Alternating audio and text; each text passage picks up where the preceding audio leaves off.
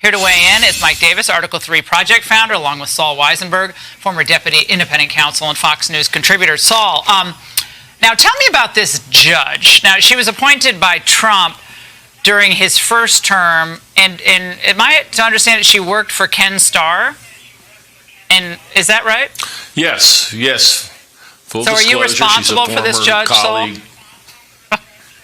Go ahead. She's a full disclosure. She's a former colleague and she's a friend.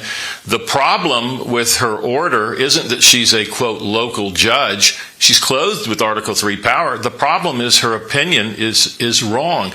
Laura, there's Supreme Court precedent going back almost 200 years that says under a predecessor statute to this statute that the president is using, the president makes the factual determination about whether the predicate has been set to send in the militia.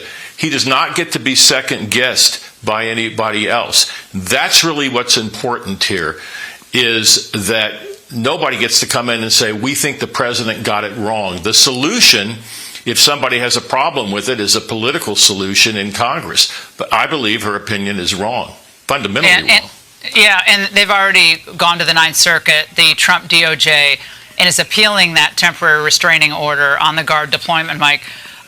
Do you believe that will be successful at the Ninth Circuit? I don't know if it will be successful at the Ninth Circuit because it's full of a lot of Democrat judges. But there's some good judges on the Ninth Circuit as well. Trump transformed the Ninth Circuit in his first term, so it's not as bad. I'm hopeful, more hopeful than you. But it's not as bad as it once was. But I would say this, I think the Supreme Court on the emergency docket will certainly stay this order because it is clearly in violation of Article 2 of the Constitution along with federal statute. The president has the power and the duty to protect federal law enforcement when they're under attack and the locals are refusing to help.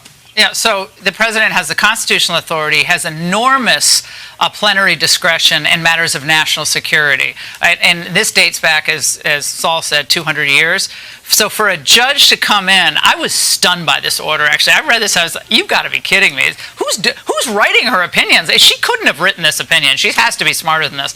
But saying that a judge can make those intricate determinations of what is and what is not a threat to our society in Portland, that's not what a judge's role is. Yeah, she took off her judicial robe and put on her commander-in-chief suit when she made that ruling, and that's just inappropriate for her to do that. That's not her job. It's the president's job to protect our country, not a local judge. So on this issue of Chicago and the deployment of ICE officials and the willful, wanton impeding of the operation of ICE that we're seeing on the ground, and then now a mayor saying he's going to set up no-go zones, ICE-free zones where the feds can't go in, that obviously is going to be challenged in federal court as well.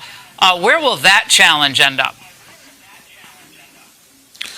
Well, let me put it to you this way. The state and local governments are under no general obligation to assist the federal government, but I can guarantee you they can't impede and obstruct the federal government when they are enforcing federal law. There's this little thing called the Supremacy Clause that we fought a civil war about, and so I think they're going to be very embarrassed. And Mike, there's this idea that Chicago and Illinois, that is. Yeah, but Trump is creating the atmosphere for a civil war, and it's a redo of the Civil War. That's what Brandon Johnson said to me. That's insane. He ran on the fact he's going to secure our border and expel illegal aliens, particularly these terrorists. And these Democrat politicians are getting in his way illegally because they want more power. So the Democrats are on the states' right side now. Suddenly, they love the 10th Amendment.